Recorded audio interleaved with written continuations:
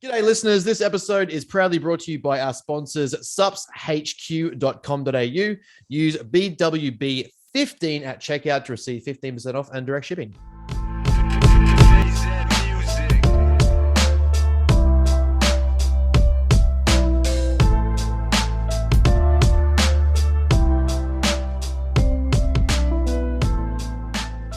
Welcome back, ladies and gentlemen, and all of you who don't identify these days, which I'm pretty sure it's like none of our listeners, let's be real, to another episode of Brains. Bros with Brains.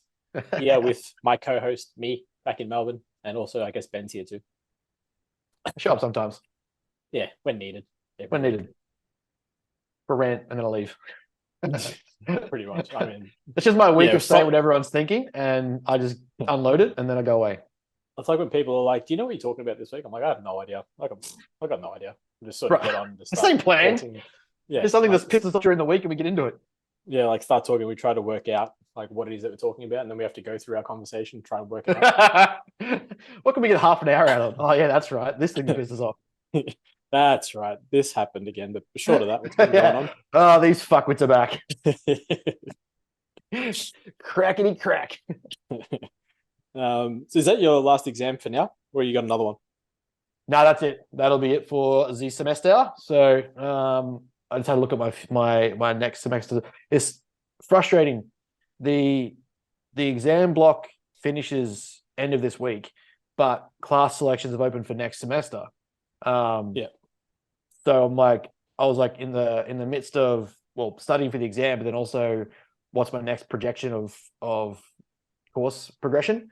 So I was like having to go through what I'm due for and what I have to study and stuff to finish off my main thing is I'm doing a lot of my core subjects because I'm doing it part-time. I'm doing a lot of my core subjects to get them out of the way and then like selecting my electives after that. So basically I just get back to the end of the course and pretty much just run through the breezy stuff that I want to do. So I was like, all right, I'm due for some of my electives and I've got one more like year 2 subject to do.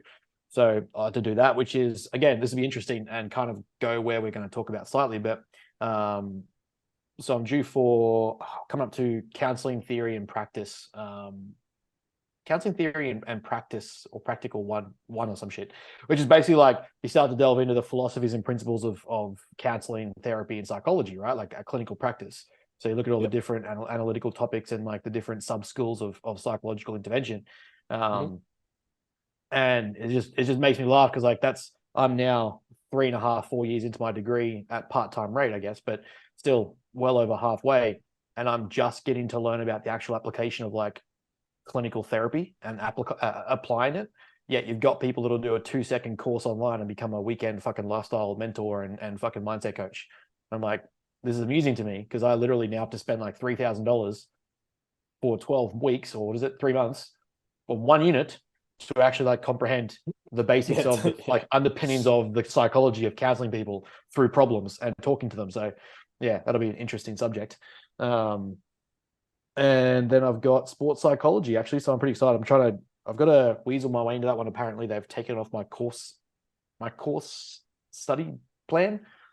So I've got to get that figured out, but yeah, it's available for me next semester. So I do sports psychology as well, which is a lot more about understanding the psychological tools of performance and helping that out with athletes or any high performer, I guess, which is aligned with what we're trying to do. But yeah, so pretty much gives me a 4-week block of time off that will pretty much be dedicated to finishing the presentation for America and getting that mapped out. Yeah, nice. Sounds and also exciting. Finishing off fucking cutting. Yes. It's so at some point. It's so I saw a really good point the other day, and I thought it was so true because people like to fucking complicate this shit. Dieting is so easy. Sustaining the hunger is the hard part. But the premise of dieting is fucking easy.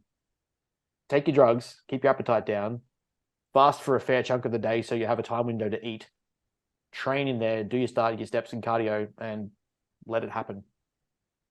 Literally, it's the same thing though in the growth phase, just the opposite. Yeah. Like literally eat your food, do your training. Yep. Let it happen. The premise is so simple.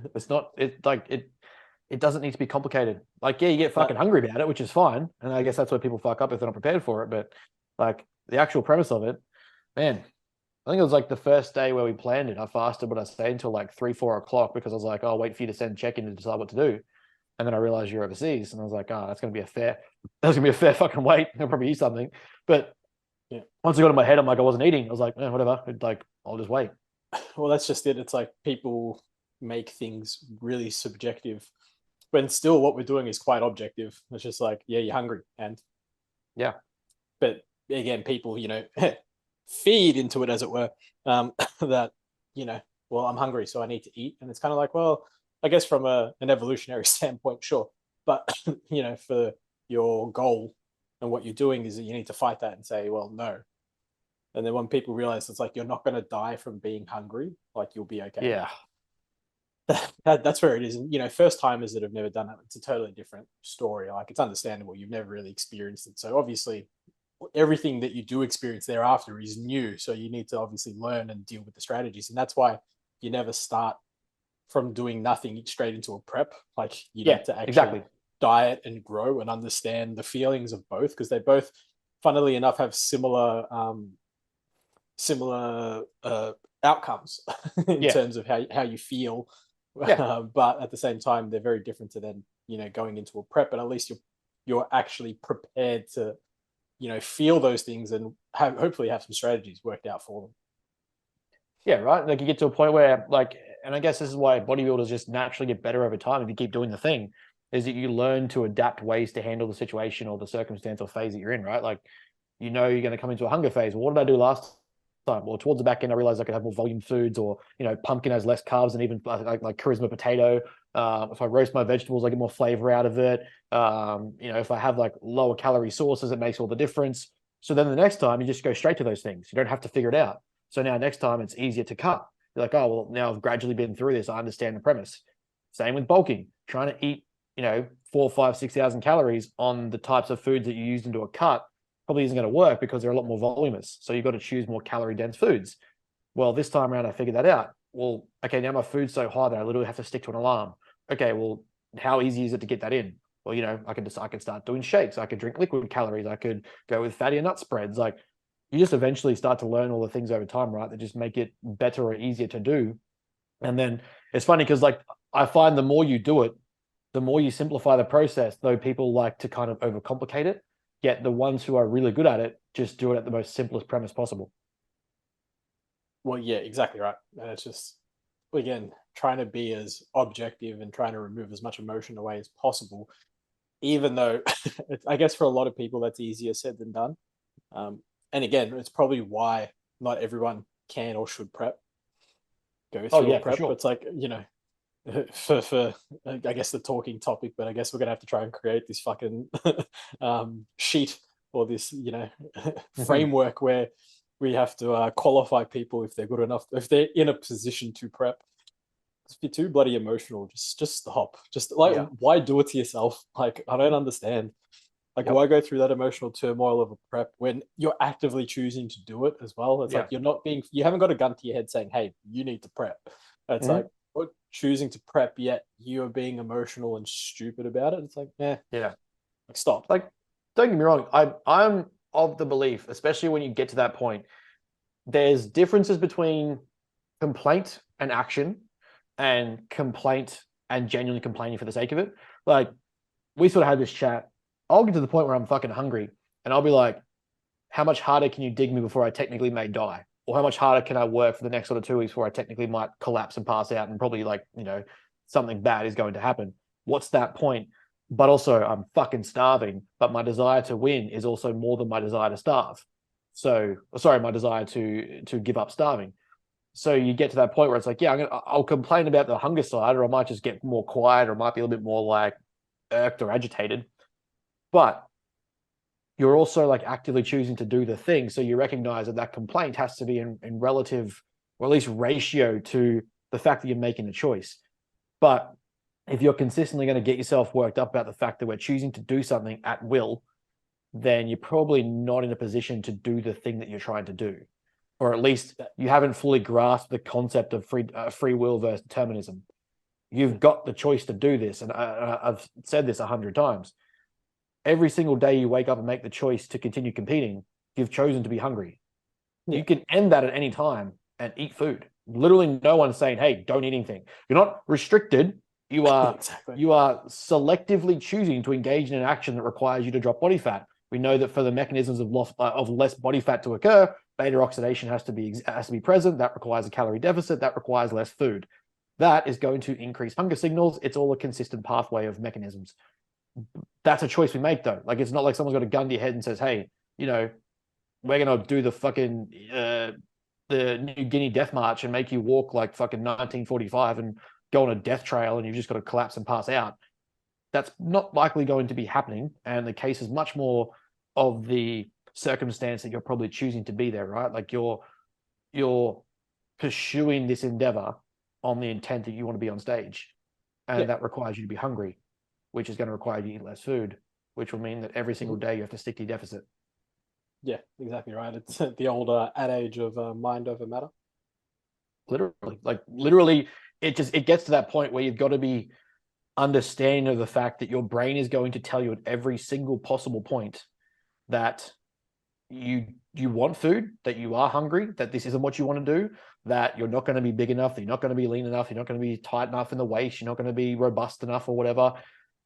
All those things your brain's going to tell you so that you stop doing it and that you go and have some food and feed yourself. Literally the definition of what it's going to do.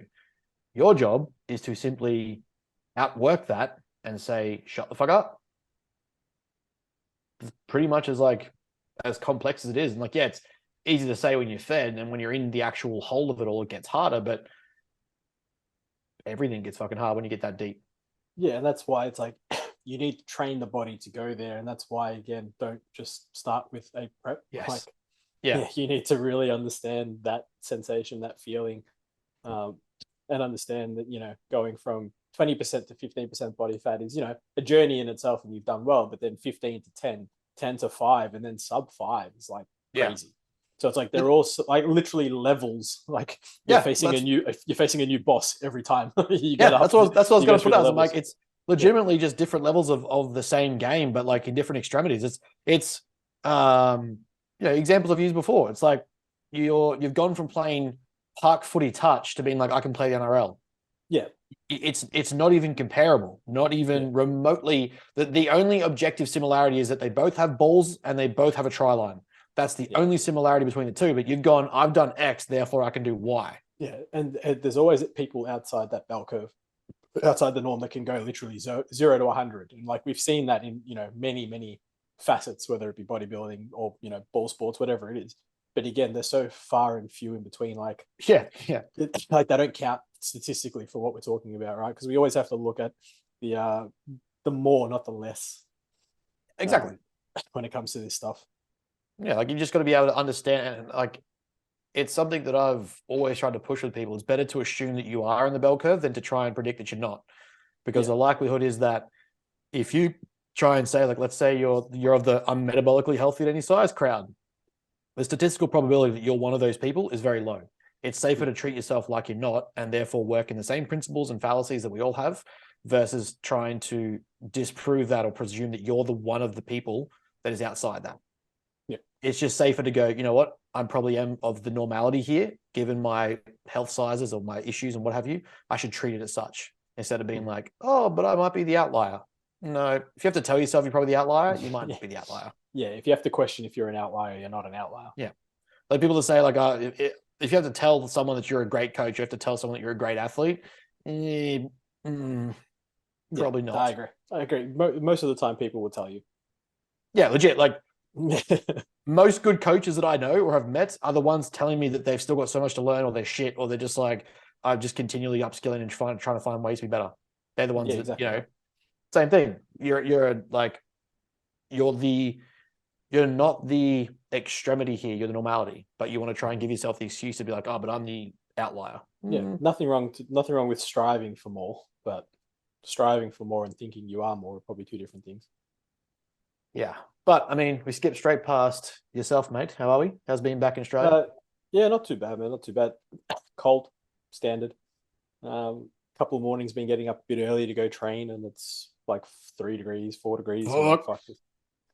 Yeah, like, this is not ideal, but it is what it is. What can we do? some good training sessions in, which has been nice. You know, first 1 or 2 sessions back, we're obviously post flying. Yeah. We're a bit like I didn't push. I probably could have pushed harder when I look back at it now, but I thought, nah, I'm going to play it safe and set myself up for the back end of the week with training, and then into next week, and Yeah. really, really push the envelope, because I've only got about, I think, 4 to 6 weeks for this mini growth phase to finish. So I really want to try and push what I can while I can, Mhm. before I get back into another cut. So, yeah, that should be good. I'm keen. Like, I'll come up to Brisbane whenever we plan it. Mhm. Cancel Thailand, so I'll come up to Brisbane instead. Just be a bit easier. Tick off more boxes, I think, with that way, instead of going on like another holiday where the weather in Yeah. Well, the funny thing is, I was looking at the weather in Thailand. Like, a few plans had changed, and a few people that I was going to catch up with there end up having some emergencies and not having to be there and stuff like that. So I thought, well, maybe I'll turn it into a Thailand golf trip. But then I was looking at the weather, and it's like, it's probably going to rain at least for an hour or two every day, which will make the courses a bit shit. Yeah. So I won't get the most out of it. And Yeah. I'm like, you know what? Fuck it. I'll cancel it, because I can get. It only cost me like $100 to cancel, which is awesome. Luckily, where I booked it through, they're pretty good with cancellations. They just give you credit. Yeah. So Nice. so I've got some extra credit. So I'll use that. Come up Brisbane. Fuck yeah. Tick off a work. I'm due for a working week, so I'll do that and I was thinking tick the off some same thing boxes. actually. Yeah, I haven't had one like, yet. hey, what's that? I haven't had my. Usually, I'll come up, or I'll go Yeah. somewhere. Yeah. Yeah. You know, twice a year for a week, and just basically Yeah. drop a whole ton of modafinil and work for like, 3 weeks straight, or Yeah. 4 or 5 days straight. I haven't done that this year actually, so That's what I was thinking. Given the presentation and whatnot, I was like, yeah, I'll leave it until, like, I'll just focus on the one thing, get the exams done, clients are on board and in a good spot. I was like, I really need to just get this finished. Like, I know exactly what I'm going to talk about and like how I'm going to phrase it and stuff. I'm like, I just got to write it and put it together. I had this is how bad like my anxiety gets, is that I had a dream. I guess it's not anxiety. Maybe it's like internalized anxiety. Things was in a dream. But I had a dream that I literally got to the airport the day of flying out, but like it's like the dream I landed at that time, getting on the plane, and I hadn't done any of the work for the presentation yet. And by the time we landed, I had a total of like 2 days before the seminar. And I woke up and went to get out of my bed to start like go to my computer, and I was like, oh yeah, it's 6 weeks away or 8 weeks away. Yeah, it's like, oh shit, it's coming up fast.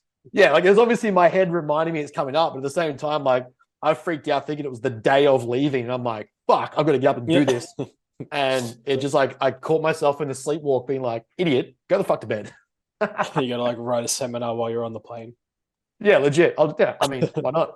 Fuck it. Send it. Fuck it. Kane, I was speaking to him, and I was like, oh, do I open up for Q&A? Like, do you guys do that? Do you get much engagement with Q&As like at the end? And he's like, depends on the quality of the speaker or if they are prepared to answer questions. He's like, I feel like these are topics you could rant on for like 4 hours. I was like, correct. Yeah. It's like, yeah, so it's like, I'm going to get one question. Yeah, legit. I was like, so just make it one really good question and just give me a fuck ton of modafinil. Yeah, that, or you go the complete opposite and just like very short answers. It's like, blah, blah, blah, no. Blah, blah, blah, yes. Blah, blah, no. It's like, would you like to elaborate? No. Yeah, like you see a Jordan Peterson like question phrase and everyone takes a piss out of him because like, what do you mean by how and are you? Like, just digest the entire question. And then ask a question back. Yeah. Answer the question with a question proposition 100%. Another question, and then not answer anything. Exactly. Yeah. Time is done. Off you go. Yeah, but back to the point I was basically saying is that like after uni, I was like, yeah, I'm probably due for one of those. I mean, like our next onboarding phase of clients has been good. We had a few drop-offs, pretty much replaced that, which has been nice. Getting everything back up. We've got some announcements around Rowan coming on board soon as well. So that'll be a really cool situation for us there.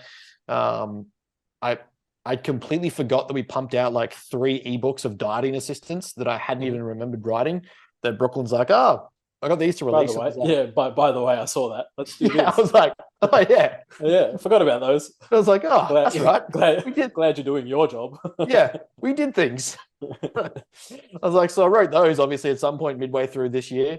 And like, so we got all that out and yeah, so I'm like, well, I might be just due for like a week off, but like just do check-ins and then send it on the presentation. I'm like, I might just be due for that. Yeah, just put that time aside and just get it done. Maybe we just book a accommodation at the Goldie for a week and just Girls trip. yeah, girls trip. Yeah. Daiquiris. And the thing is, you can't go to the Goldie because it'd be too many. Like, it's like there's too many distractions. It's like Yeah. Brisbane Goldie too. You have to go like Townsville, Yeah, just where there's like go hinterland. where there's nothing there. Go Yeah. to Daintree. Fuck it, send it. Yeah. We'll go all Just- the way up. Hinterland, drive inland from the Gold Coast in the mountains at the top of like a peak resort. There's just a hut and That's some it. internet and a fire. It's literally like there's just no one around. Like there's 4 people, and 2 of them are staff at the hotel. I That's was it. telling Done. Brooklyn, like, I can never be a cafe. I know we talked about it, but I can never be a cafe worker. Like, I see people like just getting started in today's location. Yeah, I'm no. like, I need 2 screens. I need my keyboard. I need stuff out of the Yeah. way. I've got photos of me and my dad on the table. I've got this shit in the background, but like, it's background distraction. But I can't have like, it's borderline autistic. Too much stimulus in my head to be like, oh, I'm going to fixate on this Yeah. task. I need my, like, for me it's my routine. Like I have to be able to close my door basically. If I can't close the door and shut everything out, Legit. struggle. Yeah, that's what like if I have my phone in here with me, completely distracts the fuck out of me. Like it'll take away from the day because I'm like, fuck, what about clients? What about this and this? Yeah. But if it's like in another room, just literally like 5 centimeters beyond the door shut, I'll forget it's there. I'll do fucking 3 hours of work. So I'm Yeah. like, I just need that separation space where I'm like, oh, this is here away from anyone and everything. And when I do decide to go out into the world, I can come back here and shut the door again. Well, that's it. They're like 2 different worlds, literally. Yeah. It's almost like environments matter, right? Crazy. I think someone wrote an Right. ebook on That'd be logical. it. But we had a ramble talk point we're going to get into because some people have been pissing us off. Standard. And that it's not so much, it's not the people per se, it's the concept. It's which obviously has been happening for forever and will continue to happen forever, let's be real. But people having to chime in and put their opinions, especially if they're already experienced in what it is that the person that they're trying to talk to is going through. And it's like, well, hold on. Hold the phone. Hold up. You're not in a position as a person to try and influence someone else, especially if you have chickened out, gone out, haven't completed said task that the person's trying to complete, right? Mm-hmm. So, for example, if I'm trying to be a professional tennis player and I've got a coach, or not even a coach, if I've got a friend, we'll call them a liaison, whatever you want to call them, offering me advice and an opinion on how to become a professional tennis player, yet they have never been a professional tennis player, or they got so close and then decided to just cancel out, freak out. It's just like, over time, maybe 1 or 2 opinions here and there, sure, every now and then, conversation, yes, but constantly giving your opinion to the point where you're trying to convince the person, whether that's intentional or not. And I'm going to go with it's not intentional. I just think that the person's obviously more so venting and talking about themselves than they are about, I guess the person that's in front of them that they're talking to. They just really need to shut up, because I don't think they understand. The more that you put an idea or something into someone's brain, the more they start to believe it. Yeah. It's human nature to do that. You get told you're a bird enough times, you're probably going to start believing you're a fucking bird. Like, Yeah. You know what I mean? 2023 is a good example of that. Yeah, well, especially if you're taking advice from somebody that you also look up to. Like if it's someone that's, been there, knows what to do, knows how to get there or potentially get close to, you're probably going to take advice from them, because we're always going to try and take advice from people that are probably on par or like maybe just above us, right? Yeah. Every now and then you're going to get a good piece of advice, somebody that we consider below you. When I say below, I mean maybe just a little bit behind you in a sense, whether it be in the developmental sense, whichever development that would be. Because every now and then you're going to get a good piece of advice, right? It's like what we call the white belt mentality. You're always a white belt when it comes to this sort of stuff. Regardless of what belt you actually are, you're always a white belt because you're always willing to learn from everyone. Yeah. However, you're probably going to learn more from people ahead of you or above you or are more progressed than you than those that are Yep. less progressed. Obviously, I think that's just normal, right? Logical. Yeah. But at the same time, it's like if you have negative thoughts, negative opinions, continually berating the person with that negative thought, negative opinion, it's going to infiltrate the person's brain. Yeah. I think it's completely normal. So you just really need to learn to shut the fuck up. Yeah. So like read the room and shut up. If you got a problem, keep to yourself. If you got nothing nice to say, it's like the old story. If you got nothing nice to say, don't say it at all. Yeah. I mean, we straight up don't need to dance around much of the bush in the fact that if we put this in the context of prepping, because I think preps in the instance of deep prep state, like you're deep into it, where especially in that mid prep, like if we like phase or categorize the different chunks of prep, right? Like you've got the starting prep phase where there's a rapid onset of weight loss because, well, let's see, you've got a lot of excess energy, you've had a higher amount of calorie off season, there's going to be a lot of food, stomach volume, glycogen storage. You piss, shit, and water deplete that out pretty quickly just from training and dropping food. So we get that immediate burst of motivation and energy of success from and momentum from achieving the fact that rapid rates of loss have occurred. Fantastic. We're off to a flying start. You have that middle phase where things slow down a little bit. You probably ease off in the aggression. You've probably tapered back a little bit, and you've not gone. You've had that diet break, or you've got to that point now where you start to get into the midst of it. Everything's in place, everything's ticked off, and you're just basically crewing the day to day. Then you get to that sort of next chunk which is right before like the detail really starts to come in.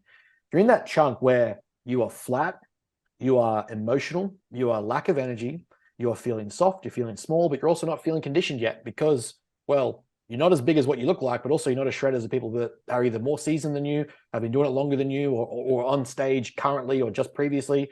So you're in this look state of insecurity and emotional ineptitude, if you will, I guess, because you're vulnerable to the fact that you're not where you want to be, and it kind of feels like you're not getting there because you're in the middle ground of anything really showing. Now, that point is one of the most critical, crucial, emotional positions for things to go wrong, in my opinion, because that's where you're going to get someone most questioned, challenged, insecure, lack of confidence, discouraged. They're going to lose a lot of that in the process of building the momentum that gets them to the stage look. We know the last probably 10 to 6 weeks is where the real look starts to build. But you don't build that in the 10 weeks. You build that in the consistency and the actions acquired over the 10 to 20 weeks before that, which is where everything's actually ticking over. It's just that the internal successes aren't quite showing externally yet, or at least as much. If you're constantly in the ear of someone at that state about how they're not going to look on stage, and you're someone in a competitive history as well, whether you're a seasoned veteran, competitive history, you're a career competitor, you're just someone who loves bodybuilding, whatever, and you're hitting them in that position there with undermining opinions, lack of just negative or neurotic opinions about things that you think something else should have been done, or the XYZ, you've got different opinions on a process, and you're hitting them with that. All you're doing is reinforcing the negative criticisms, the negative critiques, the negative self-assessments they already have, and driving a negative experience to bodybuilding inside them mentally. And it's not going to help them do any better. It's not going to help them train harder. It's not going to help them push themselves mentally. It's not going to help them conclude the entire situation, get to the end line, the finish line. It's not going to build the confidence, especially if you're a veteran and especially if you aren't pro yet, or if you didn't, I don't know how long you've been competing, 10 years, 20 years, whatever, and you didn't go pro, or you're at least not in the rank of pro, you know very well that the average person who starts that competitive history does not start off looking like Nick Walker does now. So you know that the success that is built over a period of time takes years and years of fucking consistent work, processes of competing over and over again to establish your success criteria, the feedback from judges, where you need to work on, getting leaner and bigger, leaner and bigger, leaner and bigger each time. If you're at the point where you're criticizing novices about how they're not going to take out a show straight away, or they're not going to look a certain way, why bother doing XYZ? You're literally undermining the value that comes with bodybuilding over time. And that is the assumption that you don't look like a winner now, so therefore you're shit. That, and also it's like, you're not a coach. Yeah, also that entirely. like if you're that certain, coach. Legit. Please. Yeah, if you're that fucking certain that in your opinion and that you're able to get a better outcome for said person, coach. Otherwise, please. if you do have a problem or a question, guess what? Message the coach. It's like, Yep. hey, you're more than welcome. I'm sure most coaches would be happy to explain their processes and stuff like that. But it's like, Yeah. We've all had clients that this is going to happen to. We've all had clients. We've all had clients that it's happened to, and we're going to have clients that this will happen to. So, 100%. For those listening, like, don't be surprised if you're training with like a friend and they start giving you their unwarranted opinion, and it's like, hey, you need to understand that they don't understand. Most of the time, they don't understand what it is that they're doing, and they're not trying to do it intentionally. But it's like, hey, put your headphones on and tell them to shut the fuck up if they don't share, your thought processes, your opinions, your values when it comes to doing what you're doing. But at the same time, it's like, also don't fucking talk if you bailed out on your own shit because you couldn't deal with your own head. Like, shut up. Yeah. By all means. The very irony of that context is laughable and borderline just insanity. For you to recognize the very thing that has been a reason why you can't do something, and then understanding that you're borderline creating the same problem in people because you're then getting in their heads or you're getting in their way or like their own mental visualization of the process or how well they're going to do, you would know firsthand how much that sucks.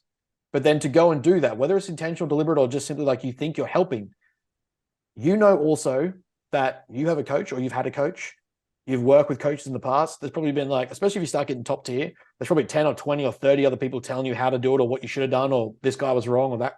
So you know how it feels. Now imagine putting that into someone who's new, insecure, probably full of self-doubt because they don't look like, the current Miss Olympia. So therefore, or Mr. Olympia. So therefore they're way off. Drilling that into their head so early on is just going to prevent them from wanting to compete. So the idea that you're helping by trying to put these notions into their brain is literally achieving the polar opposite of what you think you're doing. And all that's going to do then is lead to, an emotionally struggling person that's going to end up resenting bodybuilding or not have a good experience with it or not enjoy the whole process. And then on top of that, like if we look at that's the subjective side of why that's just a fucking dog shit approach. But let's say that you do want to help. Let's say that you're trying to do well by the person or help them out, or you got some advice, what have you. You're only getting a snippet of the situation, the lifestyle factors, the circumstances, the data, the understanding, or the points that the person or client has given you in that snapshot of the day, in that between sets where they're talking at the gym or you're talking over coffee, and you've got a little bit of a bulletin of kind of what's going on. That is not enough info for you to critique someone entirely and decide upon them how good or bad of a coach they are, whether the person should leave that coach, whether that person should stay with that coach, or have an opinion they don't know what they're doing. Because people are really good at, and this isn't, I'm not saying this is what happened, but people are really good at leaving out the things they've done that led to the situation they're in, and really good at sort of like, driving the point home to someone else. So in the instance where you're hearing from someone, we're talking to people about that and you've got someone giving you an opinion, if you're giving the opinion and it's like, it's negative, you probably haven't heard everything or don't understand everything or have a full picture of what's going on, whether that be from the coach or the client. Regardless, you don't understand everything, and coming in full tilt on being like, hey, don't do this, or you should stop this, or you sure on that coach, or, maybe I would have done this instead. Like, why are you doing this at this point? It doesn't make sense. Now, if you start to see the same coach have 30, 40, or 50 clients go through the same process that all end up looking shit, you probably get to the point where you're like, hey man, do you actually know what you're doing? Like, do you want to? Yeah, well, again, the flip side to that is he's got 30 or she's got 30, 40, 50 clients. It's like they must be doing something fucking right. And as we know, like law of averages, not everyone is going to go through the right process. You have one person, you have 100% chance of making it work or not making it work. You have 50 fucking clients. Yeah. Guess what? That percentage changes. Yeah, exactly. So it's like, but again, if the coach is getting their girls 17 weeks out with fucking abs, I think you don't have anything to worry about. Like, shut the fuck up. Like, really, shut the fuck up. Like just because you couldn't do it doesn't mean other people can't do it. Yeah. Or the way in which you did it. Like, again, this is where like confirmation biases kick in, where people, especially in such a subjective approach application to bodybuilding coaching, you think your way made sense or your way did it, or your way got to a certain level of condition or body fat or result, therefore it must work for the same person. Now, we can standardize as much of bodybuilding and hypertrophy coaching and comp prep periodization as possible, but there are still so many extraneous variables that do not add up to the same template being used for every person. You can systemize when you look at fat mass, calorie dropping. You can systemize when you might look at the periodization of increasing cardio. You can systemize, food options when it comes close to like peak week. But again, each person is going to be so unique that template only lasts so long.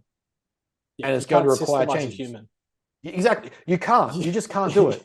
You can have the framework and the systems in place for, like, as guidelines, but like exactly any guideline, that's a guideline. That doesn't mean people actually adhere to it. Like that's where coaching comes in, being reactive to situations and being able to make judgments on the fly that, should hopefully work and, work in favor of the client. That's coaching. Exactly. And again, this is the other part too, is then you add the fact that, like, let's one that really irks me is when someone hasn't been with a coach for a very long time, and so there isn't a large pool of data or understanding of how they're responding to things, and then opinions come in. That's the one that drives me even further, because you're literally getting into someone's head that they should have an answer week one, otherwise they're wrong. But very well, if you've ever been coached or you've coached someone or you've trained yourself, the amount of time it takes to get variables under control, let alone actually build consistent results, let alone create consistent momentum of achieving that outcome, to get in someone's head like, oh, you haven't dropped 5% body fat in this period of time, or, you should probably be doing a strength block now instead, or, why is your drug load so low? Yeah. These weird notions, but you've been with someone for like, I don't know, 4 to 6 weeks. And that's like you just said, the other side to it. It's like, sure, you can drug someone to a comp. It's really not hard, male, female. It's really not difficult. But why? Like, why are you that inept as a coach that you need to literally drug your clients to the point where that's all they can use to get to comp? Like, it makes no sense. Like, again, and this is where I guess the idea, like coaching a natural versus an enhanced client comes into play. Coaching a natural might be more advantageous from a learning perspective as a coach, blah, blah, blah, blah, blah, blah. Mm-hmm. Neither here nor there. It's just understanding that you don't need to completely and utterly obliterate your clients with drugs to get them to stage. No, like, right. There is a healthier, more safe approach. Again, neither of those two words probably should be associated with prep, but we are trying to keep it as safe and as healthy as humanly possible. And that's by not, smashing your client with drugs. Like, well, especially if we like in the model approach that we both have and have definitely shared many times, is that we want people to compete for the longevity of competing. If you come to me and you're like, I want to be a competitor, I want to compete, my understanding of that is that you're looking at this over the next 5-10 years, where the first one is to see if you like it, and from there you go even harder. Why would I abuse the fuck out of you in terms of like androgens, lipolytics, whatever it is that we're going to take, for one show and go, I'm done? We don't even know if you like the fucking process yet. We don't even know if you've liked, like, if my process or approach is one of the safer, I guess, conservative models, and you're not even liking the process yet, and like, we're looking at controlled rates of loss, we're looking at longer periods of prep, so it's not as abusive. I'm mentally working with you to make sure that you're healthy, sound, you're in a good position to handle it and reverse out. If you can't handle, say, my approach, the likelihood of you enjoying it with someone else who's probably 10 times more aggressive, more drugs, less food, more cardio, less sleep, more actual detrimental work, then you're probably not going to enjoy it and stick it out. So what is the point in drugging in the first place? Let's just train and just get jacked. Well, that's just it. And people, again, don't understand that. They don't understand that it's a process and takes time, and that we have frameworks in place for all this sort of stuff. So from a drug standpoint, nutritional standpoints to training standpoints, like, we have framework that we can then hopefully apply and then manipulate when needed on a reactive basis, based on the client and what the client's presenting, because that's what you're supposed to do, because again, that's what coaching is. And it might even mean that for some people, like I'm a good example of this, it takes 2, 3, 4 goes or 4 seasons or 4 shows to start getting genuinely lean. Like it might be that, the first time round you get up there, You weren't as lean as what you probably could be. But that isn't because, that the system was bad or that the coach is shit or it's immediately going straight to point the coach. And it's also not straight at pointing the client. It could be facts like your body just simply didn't want to get there. You had no runway left. There was no string left to play with. Cardio's at a maximum, fucking food's at an all-time low, output's super high, sleep is being detrimental. Like the body just simply had nothing left to give. Okay, that's your first season. Pretty rough, but you've got relatively lean. From here now, we reverse out, probably get leaner again, and then reintroduce food. Might have to get leaner again, so that we get in phases, times where you're exposed to being leaner and leaner without gaining much body fat. So the next time we prep, it isn't as gruesome. Well, yeah, and guess what? You're not fat to start with. Exactly. So it's just something that needs to be comprehended for that may be the process. This idea that you should get it right, show one, and you're going to get a pro card straight away is such a reflection of this generation's misunderstanding of delayed gratification, the actual concept of goal setting. It fucking shits me. You see like a Bumstead or something come up overnight because you've only just discovered him. And you're like, oh, this Bumstead guy, he became an overnight sensation. He's been training since he was like 15 and had no major injuries, no interruptions to lifestyle, and had somewhat wealthy parents to handle the circumstances. And he's a genetic freak. He's the outlier. Like he's literally the outlier. He's literal outlier. Like so this confirmation bias where you're only following, either drug abused freaks or just genetically gifted athletes and being like, well, they came up overnight, so therefore I should have this over show one. What do you mean? Like you can't physically create that comparison emotionally or logically. Doing either of those just becomes redundant because you're emotionally setting yourself up to fail, and objectively you're not that person. Well, it's like we keep saying when people like aspire to be, whoever they want to like look at and be at and all that sort of crap. And it's like, again, you're looking at pros. Pros are like the genetically elite. Like, yeah. And then there's, again, like we talk about the actual variance and levels of pro. There's your pro, and then there's your Olympia pro. Like, yeah, they are the genetically elite of the genetically elite, right? Yeah. So it's like, and then it goes to top 10 of that, and then it goes the top three that are winning the show. Yeah, so it's like, again, these are levels and categories. Yeah, it's exactly what we're talking about. We're just talking about it in the novice amateur ranks. Yeah, and obviously that's going to be well below here, but you need to earn each fucking division and earn each spot to get there if that's what you want. If you're actually capable of fucking going there. Yeah, legit. And let's say you are. Like, if you look at that process, look at like Sean Calridia, look at Nick Walker. Both of them started off looking like absolute chumps. Like Sean Calridia, or whatever, however you pronounce it. Yeah, Clarida. He was like 150 pounds, looked like 10 weeks out, and had like 3% muscle mass in his first show.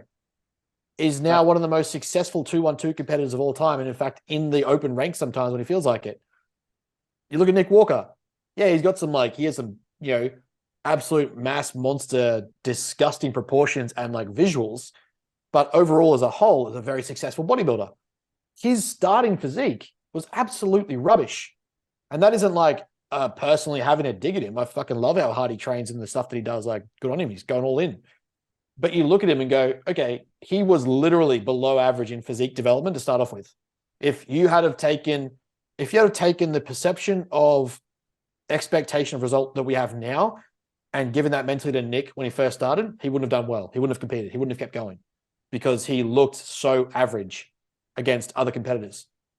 But for some reason, we only want to look at the pro now and be like, oh, well, I'm not Nick Walker from 2023. Well, fucking of course you're not. That shouldn't be the premise that you define your career as a competitor by.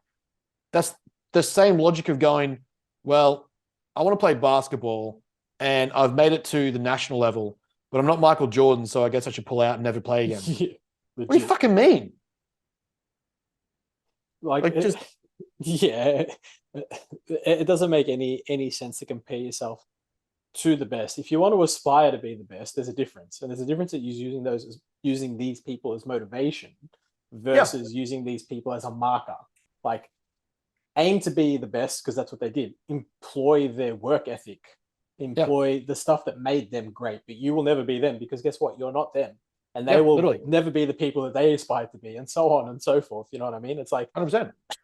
use the work ethic. If you can literally go through anything, whatever sport, whatever venture it is, whatever you do, and say that you left no stone unturned, you win.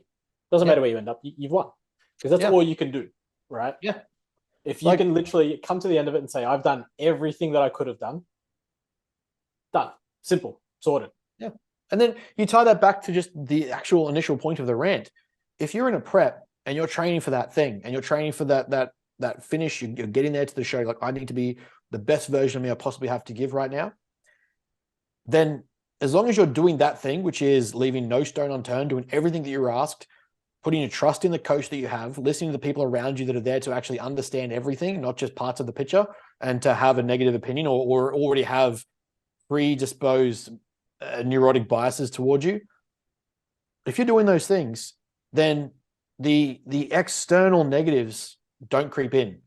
When they at least creep in less, because they're already going to creep in. We're already self-critical when it comes to preps as it is. For most people to compete, you generally have a sense of self-assessment and self-critique that is as objective as it is subjective. You look at yourself in comparison to where you might have been previously, or where you want to go, who you could be, who you want to be, who you stack up against. But also you then doubt yourself and say, I don't look very good, I don't look XYZ, missing this, missing that, should have this, should have that. Yep. That happens. It's totally fine. But as long as you're doing the thing such as ticking every box that you need to, and you know that you're not letting those voices in your head tell you not to do shit, so you start dropping cardio or dropping food or having your own refeeds or adding your own drugs as a client, if you're doing the things properly, then what these people have to say in the snippet of time that they talk to you is irrelevant. Is this person my coach? Is this person someone I value to the point of undermining my coach? If that is the case, why not going to them for coaching? Mm-hmm. Do these people have the resume to hold this opinion for me to trust? Exactly. Do I put the direction of my future into the value of this person's single opinion? Yeah, exactly right. Do I question my every part of my being because this person said one thing? Like, no. Yeah. What was this person going through or has been through in their career or life to make them so cynical, negative, neurotic, just exactly right, just bad, just compulsively negative, where the point they feel like their opinion should be given and I should take it in? Exactly. Like, if you can't answer those questions and then still determine that person's voice is worth listening to, probably hire them as a coach and leave you a coach. 100%. And by all means, it's like, that's better for you. Like, if that puts you in a better mindset, go for it. But at the same time, if it doesn't, they need to respect. You need to also have the courage to be able to say, hey, like, I'm just going to put my headphones on and train. If you want to train with me, sure. If you're going to offer your opinion, I don't want to hear it. Yeah. They should be encouraging more than anything. Well, this is a tip I gave, and I think it's like they'll be listening, no doubt, so they'll know I've said it. But the best way that I can explain it, and this is because I know this is going to happen to clients I have. It's already happened to clients I have, and it's going to continue happening to people around us in the way that we coach. You need to look at the fact that you mentally have boundaries, right? Like, you need to set values and boundaries that you have that are established, and understand that you've made your choices and your decisions because you believed them. You believed them at the time, you believed in them, and you continue to believe in them. That's why you make them. You need to understand that your brain, your emotion, your mentality only has so much bandwidth. There's only so much stretch and capacity that it has, especially in a prep. First thing you have to understand is that you're emotionally already going to be biased toward being negative to yourself, because this whole, like, love yourself how you are and give yourself positive affirmations in the morning. Fuck off. No, you don't. Exactly. Yeah. We are critiquing ourselves subjectively because that's our sport, our art, our culture, our pavement, what do you call it? Canvas. Like, it's what it is. So we're going to critique the job. The job is just us. Now, that is already going to drain some of your bandwidth, or it's going to stretch your bandwidth. It's going to run it out. Then you've got friends who you listen to, or relationships that might be straining because you're prepping. You've got work that might be adding pressure to the fact that you're hungry, tired, and not performing as well, which is understood. The tasks you have to do every single day, of every minute to get on stage: dieting, cardio, posing, training intensity, deloads when you don't want to, refeeds if you're supposed to have them, cutting aggressively, taking calories out, drug loads, things like that. Again, requires more mental effort. Looking at yourself every single day and assessing where you are takes mental effort. Looking at this as a long-term craft that you want to work on, a lot of mental effort. Having people add opinions or your own self opinions or people that you trust or listen to, even them having opinions, trying to frame that in a way where it's positive and you're taking the positive out of it requires mental effort. If we are to value, categorically value these things, right? We turn them into a currency. Your time, your emotion to a degree basically costs money. Now let's put a system to it where each week or day or prep itself, you might have $100 of value or 100 points or 100 fucking mental points, if you will. 100 credits. 100 credits. Every time you hear this shit from yourself, just the existence of prep, right? You're spending currency. It's no different to budgeting for a house. It's no different to cutting and saving calories when you're dieting. The premise is the same. It's invest out. You are spending the currency of your mental capacity every time you let these negative things into your head. It's part of prep. It's probably going to happen for 99.9% of preppers. The issue is, if we know that's already going to happen and that's already going to expand so much of your value, the currency, then listening to these opinions, letting these opinions in, hearing people voice these opinions and taking it, imagine how much that's going to spend if it's already weighing you down and like, how negative it is. And, you're letting it into your head and the voices or opinions are starting to weigh on you and you're starting to let that weight increase. You're putting value in what they have to say. Let's say you had 100 points in the week. You've just spent 25 on one person's opinion about where they think you may end up or where they think you stand in a show, where they think you're going to stand at the end of the season, or whether you should be someone who competes in the future. In 1 week, in one instance, you just lost half your mental capacity. Imagine what the fuck that does over a couple of weeks over your prep. Like, once you put it like that, and it's the same way that I explain time as money and time as value, investing a currency of worth into something that doesn't serve you in any aspect makes no sense. So whether that be you're spending time with people you don't like, or you're spending time doing things that don't serve your goals, or you're spending time with friends that you don't enjoy being around, or you're spending time or you're spending mental capacity listening to people talk shit about your physique or how you should be coached or how you should be trained or what direction you're going in. All of that is a waste of time and energy and money, if you will, that could be better spent on the rest of your prep that we already know is going to be hard. So having the mental fortitude and the capacity to have your own boundaries and have your own self-respect enough to say, I appreciate that you have an opinion, but fuck off, is one of the most sustaining things that you can do for the duration of a prep. Because there are going to be 40 different people, and this is like, I'm speaking of one person in a whole, like, this represents everyone. There will be 40, 50, 60 people over the course of you prepping. They're going to have an opinion, try to get you to go to their coach, try to get you to go to another coach. Oh, but I like this guy. Exactly. Just right. all the simple shit that happens. I've already figured this out in less than a couple of years of being in this game, how undercutting and snake pitted it is in this weird notion that you undercutting this coach is going to make that client want you more or think you're a better coach because you're undercutting people. I don't get it, but whatever. That having the capacity for you to say, I respect that you have an opinion, or that you're curious on my prep, or that you're supportive of the fact you want me to do well, but you need to respect the fact that I've made my choice, or I know what's best for me, or me and this person have worked together for this long, or I'm getting the results I want. I'm happy about it. Fuck off. That's it. Like that. Have that mental respect. And I do think a lot of these opinions, a lot of the time, come from a place of they want the person to do well, and it's like they're picking out the negatives, saying, yes, hey, like it's almost like this is what needs to be worked on, or is this the right way? You know what I mean? Because it's hopefully going to in turn create something positive on the back end, but they're not realizing that the actual content that they're delivering there and then is negative. Yes. And that's obviously what you take in first. You don't, most people don't think like down the line. They don't think 2 steps, 3 steps to what someone says. They think about what's hit them then and there. Oh, hey, in the future, work on your glutes. Oh, so my ass is shit. Fuck. Right. And it's like, well, hold on. You're in a subjective sport. Like, nothing is perfect. No. And even if it was perfect, it wouldn't be perfect to someone. Exactly right. And it's like, you can have something perfect to you and even the person that's giving you this opinion. And then you get on stage and, the judges are like, nah. And you're like, well, what was the point? You know what I mean? It's like, that's the frustration, yet sometimes the beauty in it, in that it's never the same. It's forever changing. And it's like, well, nothing is ever perfect when it comes to this. So so like it just kind of comes down to the fact that prep is already going to get hard. It's going to get dirty, grueling. It's going to be tough, mentally draining. It's going to be physically demanding. If you can't establish emotional boundaries for yourself, you're going to succumb to all those pressures. And that's not even a negative thing attacking anyone. It's the fact that if you really want to do it and it's something you want to do, you got to appreciate or understand the fact that there is going to be a lot of voices. Even like you might look at external family that don't understand what you're doing, and they're coming in with opinions and voices on how you're eating or how you're training or your obsessions or yada yada. The average person can't see the forest for the trees when it comes to what we do, so it's understandable. But if you aren't having those hard conversations, and I've had a few of my clients recently do this very thing because it's been so self-defeating when it's happened in the past.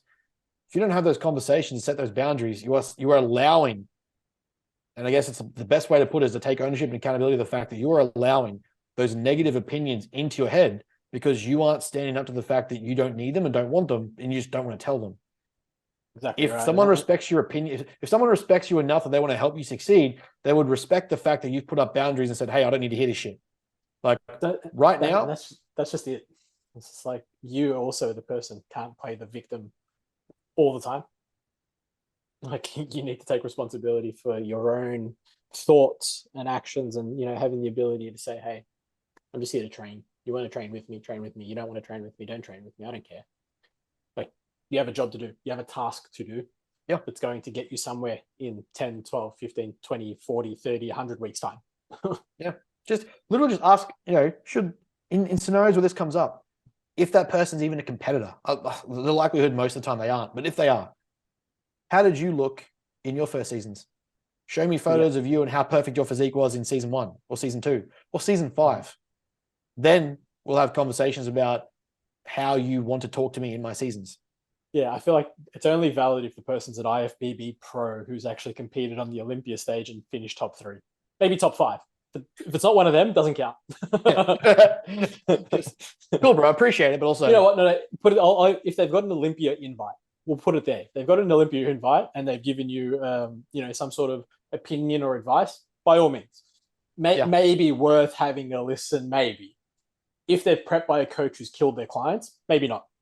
Like, because you got to remember, like that's the extreme, right? There are coaches out there that are still prepping clients and have killed their fucking clients. Yeah. Through stupid drug protocols and dumb dieting shit and dumb diuretic use. So it's like, yeah, hold on. Why would this person's opinion who, hasn't got anywhere or done anything got to you so much when there are coaches and people out there that are still doing this and these guys still give advice? Yeah. Like, come on. But anyway, but that's again what people in the moment don't think about. Yeah. And obviously, you're not expecting them to think that. You're not asking them to think that in the moment, but take you take the thing on board, whatever they say, wash it off because it doesn't mean anything. Because again, they don't mean anything. Step back and be like, okay, well, why is this person saying what they're saying? It's like, well, hold on. It's coming from a place of probably goodwill. It's probably coming from a place of, care. Yeah. But the execution of said information has been horrible and they just need to go jump off a bridge. Yep. So, pretty straightforward. Yeah. And like, I think, don't get me wrong, I've had several clients, even recently, message me in regards to parents or families' opinions, like friends' opinions, people they've trained with who, someone told one of my lads to do explosive concentrics and just to do really aggressive tempo work on the eccentric. And I was like, you will absolutely not do that. I was like, firstly, map this out for me. Like, I'm happy to take on the critique. I'm happy to take on the advice here. Yeah, explain your workings. Explain the working to me as to why you think that would happen and what the benefit will be. And he couldn't do it. And he's like, oh, it's just something he said. I was like, okay, cool. I appreciate that someone's got to that level with you to talk about it. I was like, however, before you make any massive changes, make sure you always ask me first, because I need to know what we're working on and where we're working, that everything's on the same page. However, I don't do that, nor do I think there's a benefit to you doing that. And he's like, cool, I won't do it. Yeah. And the other thing is, if it's not broken, why fix it? Yeah, legit. Yeah. That's such a thing that people do not want to be autonomous. They don't want to do the same thing day in, day out for weeks, months, and there's got to be changes. And people, I think that's the biggest challenge. Like for everyone, that is the hardest thing to do. The same shit day in, day out, monotonous work that 95% of people can't do, because they're the ones that come out on top and do well. Mm-hmm. Exactly. Anyway, let's do questions. Let's get through a few questions. Let's go. Before we end up trying to fight everyone. True, as usual. Thoughts on Jack Nicklaus versus Tiger debate? So, Jack Nicklaus, probably one of the greatest golfers of all time, won, I think, the most PGA championships, versus Tiger being the greatest. This is like every other GOAT debate in every other sport ever. The only thing that I'll say is Jack's got more titles. However, when you say golf, who's the first person you think about? Yeah, Tiger Woods. Case closed. The only other thing that I will say is that from an access point of view, Tiger Woods brought more people to golf purely because of his heritage. Well, not purely, but because of his heritage. Yeah.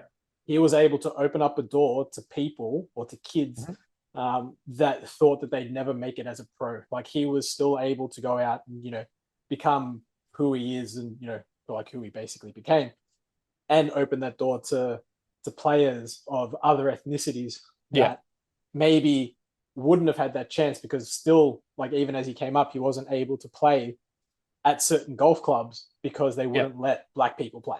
Yeah. So it's like that's where, like, I would justify as Tiger being the GOAT only because of what he did for the sport. And it's the same thing when I talk about Jordan, LeBron, and all that sort of stuff. Like, you don't wear LeBrons. No one cares about LeBrons. Like, what's the shoe and the clothing brand that you wear? It's Jordans. Like, don't worry about the stats. Don't worry about all that crap. Like, worry about who's had the biggest impact worldwide on a populace over how long. Jordan for basketball, Tiger for golf. Yep. I feel like that's the easiest way to do that. Yep. Is metabolic window really a thing? Do you have to get protein in straight after a workout? I think this is supposed to be not necessarily the metabolic window. I think this is supposed to be the whole anabolic window. I think the person's wrote. I think they've just probably mistyped.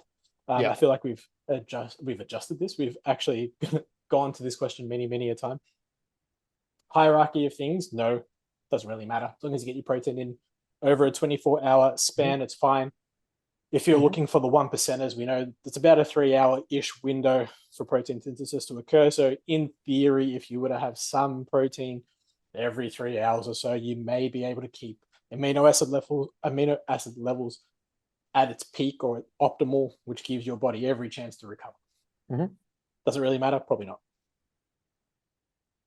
How would you determine a new client's goals if they don't have anything clear themselves? You can answer that. The goal. Well, I mean, interestingly, that someone would be coming to you with a goal to work with someone, they haven't got clear goals. If this in the instance is like, let's say someone comes to you and they're talking about, I don't know, they want to tone, like, people use the wrong words, but they, like, you can work with what they're saying. I want to tone up or look better, or I want to become more fuckable with the lights on, or, I want to look better for my husband, etc. You get those sort of goals. The bigger premise, I would argue, is that what they're saying is actually what they mean. And that's where good sort of like motivational interviewing comes in. It's where understanding behavior change comes in, understanding language and communication. They're speaking from a position that they don't understand what they're saying, but they understand what they want. They know they want to get something. So explore the goal, explore what it means. So someone says to me, I want to lose 5 kilos or 10 kilos. And, first question is, I always use Socratic critical thinking, which is, let's explore the critical premise of what you're asking and try and establish or reverse engineer almost the question to get to a deeper understanding of the or meaning. So I usually use 3 whys. Why 10 kilos? Why 5 kilos? Why, a 6-pack? Oh, well, I feel like that was the last time I was that lean. I was in high school, or I was my happiest, or I was my healthiest, or is when women wanted me the most, or when my wife wanted to touch me the most. Like, okay, so it's not so much about the weight, it's about the body composition, your association with satisfaction or self-esteem or self-worth around the body comp. Yes. Okay, why does that matter to you? Oh, well, it made me feel wanted, desirable. Okay, cool. So from that 5 kilo goal, we've got this understanding that the reality is 5 kilos is irrelevant. You want to feel more satisfied in yourself and more desirable in your partner, your intimate partner, your relationship, your partner, your wife, whatever. Okay, so we could achieve that. Firstly, we need to work on the fact that you mentally see your self-worth only from your body image, but that's another question. How do we get you to that point? Well, it'll require phases of body compositional change. So, I mean, period of decreasing body fat, which means reduction in food. But let's start with just getting the basics of nutrition. Do you understand anything about nutritional strategies, tracking food, what's good protein sources, what's carbohydrates, fats, vegetables? No idea. Okay. Our goal should probably be nutritional literacy from the forefront, but we're going to work up to the goal of body composition alongside of that, because in the research, generally, you work on improving someone's basic strategies of behavior, they tend to find they improve weight and body composition. Increase protein, increase vegetables, increase water, train. Okay, cool. Like, from what became a basic goal of like, I think I want to lose weight, we've now got a much more comprehensive understanding of what they actually want as a human, and it's not just weight loss. Yep. Yeah. Simple, easy. I like it. How to keep pushing in a diet when you aren't seeing any changes? I mean, I feel like we sort of kind of addressed it, but it's literally looking at the end goal and not worrying about the immediate. As hard as that can be, and as much of a mindfuck as it can be, especially if things have been going down, I guess, in a linear fashion, or trending in a linear fashion, whether it be down or up, right? We know that over short periods of time, things aren't linear. Over the longer period of time, or over the stretch of the phase, it should be linear. Like, I don't know why people keep saying that it shouldn't be, but like, if you're growing, like, 16, 20 week phase, in theory, you should be one weight at the start and probably a heavier weight at the end. That's yeah. That's a like, line. I don't get it. And then it's like on the reverse, if you're dieting down, usually you start at a weight and you cut. You can plug all the data points, but from dot point one to dot point end, and like, guess what? It's fucking linear. But again, week to week may not be linear, right? Which is what we're sort of addressing now. So, if you're feeling like you're stalling, again, the question is pushing in a diet when you aren't seeing any change. So as a visual, it can be tricky. Like, your brain can play tricks on you too, and it is why you have outside opinions, i.e. a coach. But you're not expected to see changes week to week. Like, it's definitely not. I don't know any coach. I take that back. I don't know any good coach that's able to is able to see a physical change every single week. You will go through times where things do just halt for a little bit, and then that's when an adjustment may need to be made, or it's just simply, hey, something's changed on your end. Like, you're a bit more stressed. Females, you have your menstrual, like, you have your menses, like menstrual cycle things. Like, there's so much, you have a little bit less sleep. Like, you ate a larger meal before bed, or like a meal before bed every week, every night. There's so many factors that affect body weight, both up and down. That I wouldn't be too concerned about. If you're having like 2 to 4 weeks where nothing's changed, maybe then it's like, hey, like, what are we doing about this? Like, what's the go? What's the plan? But a week, 2 weeks, I wouldn't stress about it, to be honest. Especially depending on the aggressive nature of what it is you're doing. So if you're in like a hyper aggressive cut, or a hyper aggressive growth phase, then and there's no change, well, it's like, hey, something's going on. But short of that, I wouldn't worry about it. Again, keep your eye on the prize of that longer term goal, not necessarily that short term goal.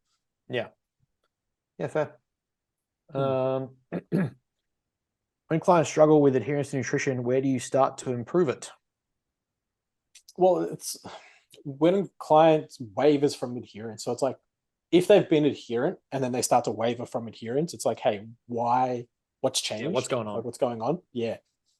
If they haven't been adherent from day one, it's just trying to find a strategy that they can adhere to. And obviously, we have many, many strategies that we can deploy. And I've got, I think, all my clients, I think I've got like 3 or 4 client batches on all these different types of calorie strategies for them. So it's like, obviously, with the amount of clients, like, I've got maybe 4 or 5 on one, 4 or 5 on another, 4 or 5 on another. And when you look at them and you look at the actual clients, they're all quite similar.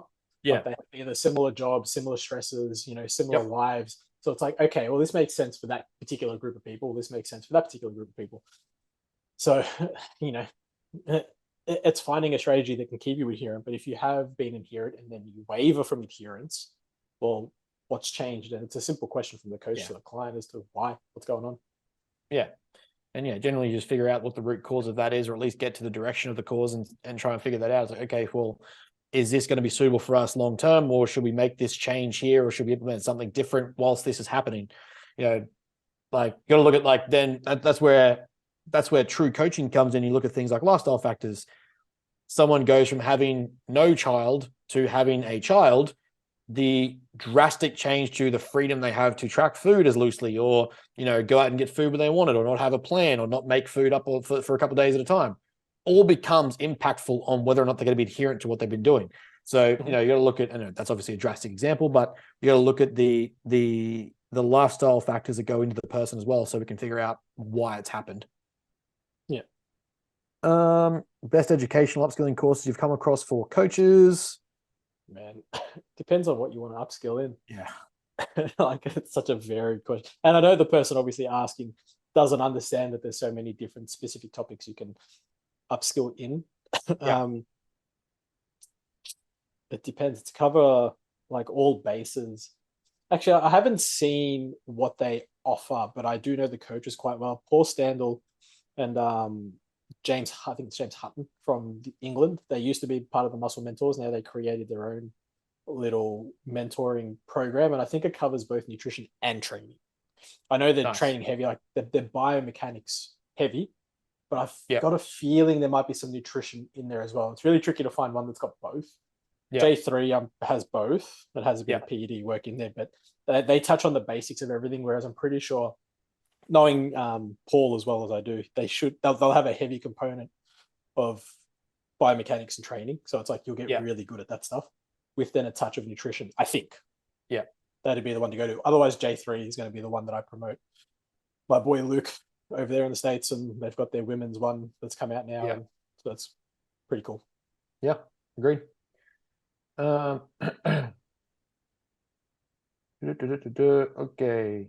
Denying principles of thermodynamics instead of taking accountability, the deficits are hard. I know this. Okay. What was the question? Or more of a ranting topic, but it won't rant for long. Okay. Denying principles of thermodynamics instead of taking accountability, the deficits are hard. So there was a reel that we saw. I was like, wait, what?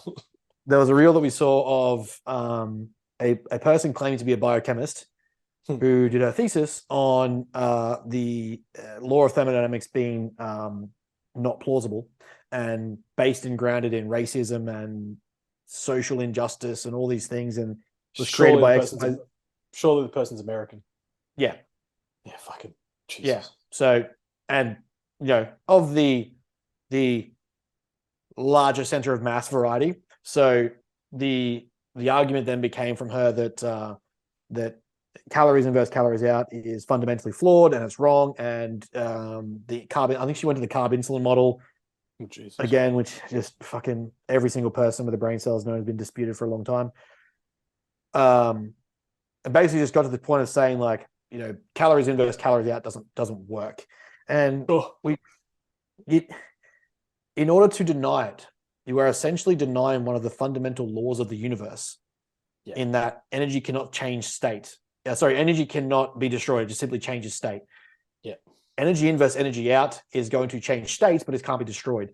You're fundamentally trying to rewrite the laws of the universe in order to fit the principles and views that you hold, and it's just fundamentally wrong. We know there's a flaw in that logic. It's just not true. So the rationale that people go to, and I guess that's where this kind of rant or talking point comes in, is that we're trying to dismiss that hard work is present during a diet. Like we're just trying, like you have people come up and say, well, I'm metabolically damaged, or I'm insulin resistant, or I'm, fucking calories out. If I track my food, it doesn't actually lead to weight loss. It's just like I'm resistant to carbs or carb insulin bullshit. You're at the plainest level.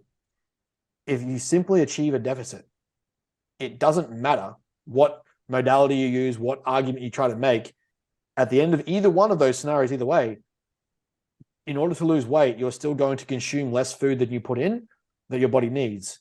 So it's such a fuck, I don't even know how to describe it. It's such a I need to see if it's real. I want to read the paper. I'll send it to you. It was horrid. But she basically claimed that she built her thesis on it, on the premise of a published thesis. I don't think it's published. I think her Oh, bio that's what I basically said like studying PhD candidate, but anyone with brain cell knows that that page isn't being published. Like it's just not going to happen. So whatever. Anyway, oh, But- okay.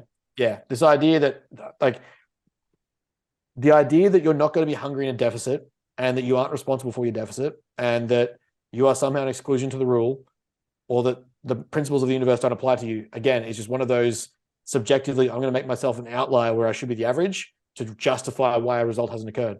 The result hasn't occurred because at some level of the process, you've consumed more than you've burnt off. That's it. That's as simple as it is. It doesn't matter how upset you want to get by it. It doesn't matter whether it offends you.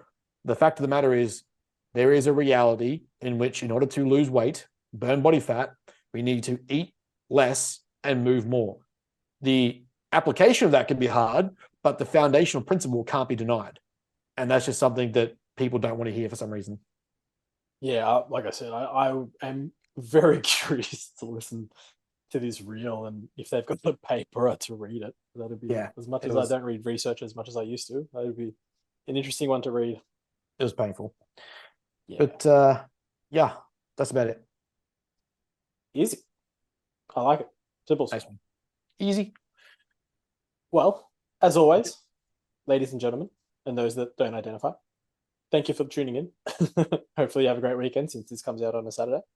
And you'll hear from us next week. Questions, concerns, throw them in the question box we put up on whatever day we decide the podcast. We'll keep it interesting, keep you on your toes. So just keep an eye out for it. And we'll chat to you then. Goodbye. See you guys.